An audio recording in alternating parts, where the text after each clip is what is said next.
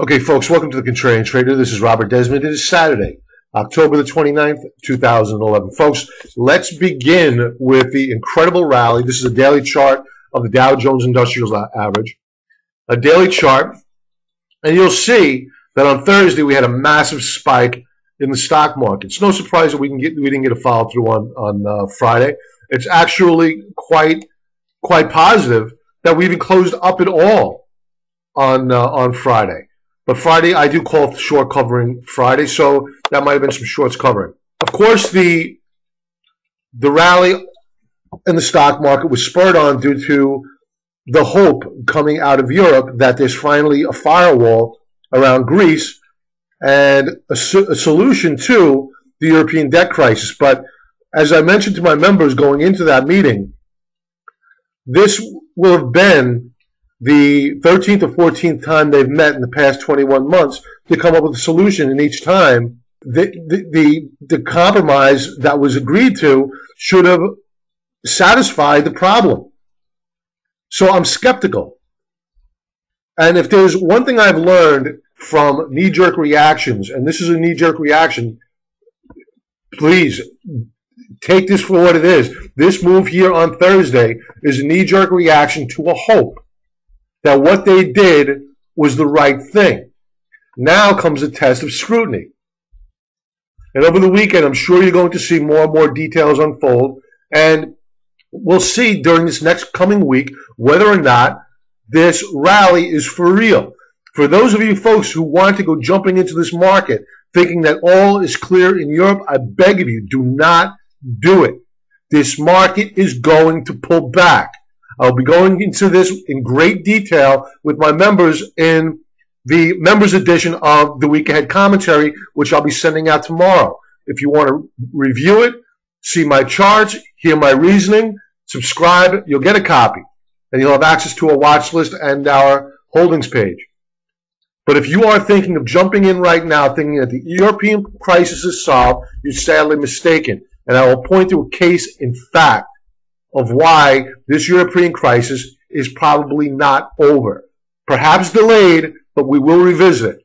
Let's take a look at a Bloomberg article published as recently as today under the sub-heading of Euro's retreat. And I'll send this out to members and to those who would like to read this article, or just go to Bloomberg.com.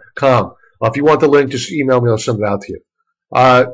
Underscoring remaining investors' concerns, Italy's borrowing costs rose yesterday, meaning Friday, the 28th, to a euro-era record at a sale of 3-year bonds. If the main concern of the stock market has been the concern of a spread of the European crisis expanding to Italy, because Italy is deemed too big to fail. They cannot print enough euros to save it. And if Italy goes, so goes Spain, Portugal, domino effect. That's what everybody's concerned about. And what the borrowing costs of Italy are telling you is that this is not over. The bond market is far smarter than the stock market. I listen to the bond market, and I'll be showing my members, and it's actually a case of why you should be bullish on U.S. stocks, the comparison between the 10-year bond yield and the S&P 500, and why we should actually be bullish on U.S. stocks, but how this European crisis remains an overhang for the stock market, which is, I'm begging you, do not go chasing this market. You will have your pullbacks. Let's continue. We knew that this correction was going to come to an end right here, and I sent out an alert to members. This is a weekly chart of the VIX, and once we threatened to break down below the lower band of the rising uptrend line, you knew you had to get out. We took profits on most of our shorts. We still have a small short position open, and in fact, we added to shorts late in the day on Thursday, right before we had that 100-point sell-off on the Dow Jones Industrials. So actually sitting with a profit on our short trades from Thursday, because we knew there was way too much euphoria. And when there's way too much euphoria, as a contrarian, I must short. If everybody is too euphoric, I must short that euphoria. And that's what we did. So we're sitting with a hedge on our positions, our long positions. Last week I mentioned PZZI as a short trade. And I've seen a couple of emails on this. What are you nuts? This thing's going parabolic. Yeah, that's right. It did go parabolic, and you had to be shorting it. Look at the topping tails here. The RSI was above 85. The topping tails, the RSI, the parabolic move was telling you that you had to get out. And a couple of my members traded this. They traded, made profits. I hope all of them are out, because what we find is that stocks that have been in extreme overbought territory, yes, they do correct, but the majority of times they proceed higher. This is the pause that refreshes. So even though this is not really all that pretty of a chart right now, I'm willing to bet that PZZI is probably going to head higher. This is no longer a short in my book, so it's off our short watch list. If you traded and made a profit, great for you. But right now, I'd be looking to long this, especially if I was looking to short over here due to topping tails. I'm looking to buy here due to bottoming tails. I would like to buy this on a breakout higher above the $5.01 mark. That's a continuation rally. It's a confirmation that the rally is still intact. Don't be surprised to see further sideways action, and perhaps a retest of the 423 level, which would be great. That's an area where you could buy as well. Right now, I wouldn't buy it until it proves that we can rally higher, or we retest 423. One of the two. So again, congrats to those who joined in. The housing index. For those people who are wondering, what do I buy right now? The market's rallied so much. What do I buy? We're looking at two sectors. One, we began buying last week. And if you want the name of that particular bank, you can join the Contrarian Trade. You have access to the holdings list. The other sector that we're watching is the housing sector. Because as far as the remainder of the stock market is rallied, the home builders and the banks have, in my opinion, much further upside, and they are still hated, which is why we want to be buying them. And if you're thinking about jumping in on Monday to buy the housing sector or a particular home builder, like we're watching KB Homes right now. KB Homes, we're very interested in. And I'm going to go into this in further detail with members. The reasons why I believe there's going to be a pullback on KBH, and why that pullback and its ability to hold support is going to give us a clear indication that KBH and the housing sector is in recovery. Therefore, we should begin accumulating shares of the housing sector, in particular KB Homes or Toll Brothers, TOL, or NVR, which bought out Ryan Homes. So let's look at these home builders as potential longs. I like them. Chiquita Brands, I mentioned this last week. This is a buy, and it continued higher. It is now broken out above the declining downtrend line. That pennant formation is broken. A little bit of a topping action here. You might want to see a pullback, then a continuation higher. If you're watching this, you want to get long of it, let me know. And this is really only for members, I'm sorry. For members, if we're looking to get long of this, shoot me an email and I'll track it for you. It's not really my particular stock, but one of our members asked me to keep an eye on it, so I'm continuing to do that. The VKX.S, which is the banking sector. You could use the XLF as your proxy for the banks. One of the two is fine. But you could see, as with the home builders, it's hated. Still well off of its highs. So we want nice consolidation action here. We want to begin buying the banks. We want to buy the banks on our terms. Now, we did begin adding last week, and we're going to continue adding as the banks pull back, hold their uptrend lines, and we want to accumulate a large position in the banks. Again, folks, when the BKX.X begins breaking out above 55.88, which is its previous high, and you start hearing the talking heads on CNBC say, you should be buying the banks, we've been in the banks for weeks. Well, this is where you should have been buying, here, and on this breakout here. So you need to begin to start looking at the unloved sectors before 6 months from now, a year from now, you have these fancy pants, well-dressed talking heads on CNBC saying, we're long the banks. And you're crazy now, you're not long the banks. But they didn't buy that day. They bought months ago, back here on this breakout. You need to be smart. You need to trade like them. That's why they have the Maseratis and the houses in the Hamptons. Let's continue. FSLR. We tried to short this one. We got stopped out on that short. We like FSLR as a long now.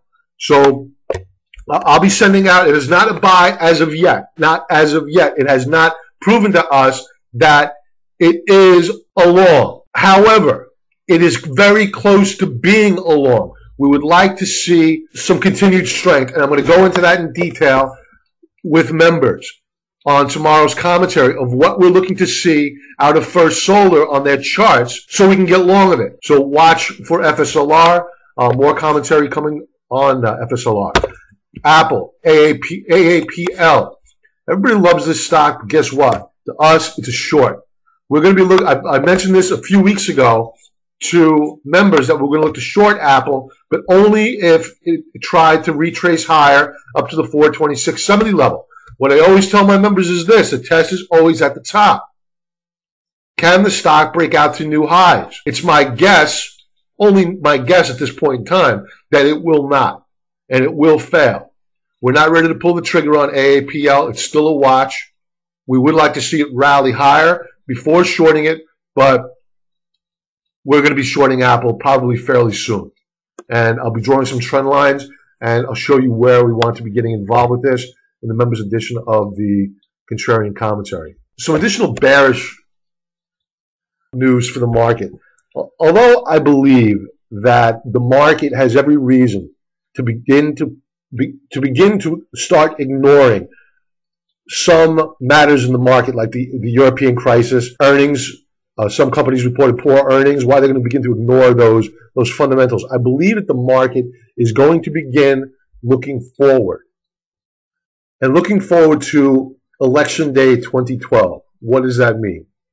As it stands right now, Barack Obama is not reelectable. If the Republicans, and hopefully they choose a decent candidate, and they do not become apologetic and go middle of the road, we need all the Tea Party voters that we can get out there, and a moderate candidate will not inspire them. We need somebody that is going to be inspirational. And if we do get that candidate in office, what does that mean? Think about it. Especially if we win the Senate as well. What does that mean? It means a repeal of Obamacare. It means a repeal of Dodd-Frank. This is why you need to be buying stocks now. Even though you have news out there that is very detrimental to the market, meaning if Italy goes under. In your longer-term portfolio, you should really be thinking about the long-term picture. The stocks I'm profiling here today in the sectors are, in the case of the home builders and the banks, I'm thinking more longer term. Those are longer term holds. 1 to 2 years, minimum. In the case of Apple, that could be a couple of months. So those are shorter term trades and not a part of a macro projection. So in my longer term account, I've been adding stocks for a couple of months now. Because what I believe is going to happen is that there's going to be, the people are going to begin to ignore the problems that are out there because they see hope and change coming Election Day 2012. And if we finally get a decent president in and he gets rid of the overhang on business, I think that we're going to see this economy explode higher, especially if there's tax reform. So I'm actually optimistic longer term. I'm very cautious short term. So keep that in mind for whatever it's worth. Economic data that was released last week, they kept pointing to it as being great economic data. Now, I heard the whisper number on the GDP, which is really the only positive last week, with the exception of the Michigan Sentiment Survey, which came in higher than expected. The GDP came in at 2.5. I know for a fact that the whisper number on the street was 3.0 on the GDP, but the markets they ignored the GDP number, and they were satisfied with it. Consumer confidence declined last week. However, you had retail spending the previous week that came in higher than expected. So people are still spending if their confidence is low. And I believe that to be the same way with Wall Street. I believe confidence is low, but they're going to start looking at a change in Washington. And that's it, folks. Again, if you're not a member, you'd like to join, please do so. Join the 14-day free trial offer. You can always cancel through PayPal. I do not get your credit card information, nor do I want it. If you'd like to be notified of when we put up a new video on the blog, that's free, or a new blog in text on our homepage, just please give us your email address and you'll be put on the mailing list. It's opt-in email. You don't get any spam. We do not sell emails. We don't do that. So none of your information is sold. That's why I don't even ask for your name, only your email address on the email list. And that's it. Have a great, great trading week, folks. And if you have any questions, please shoot me an email. Talk to you soon. Bye-bye.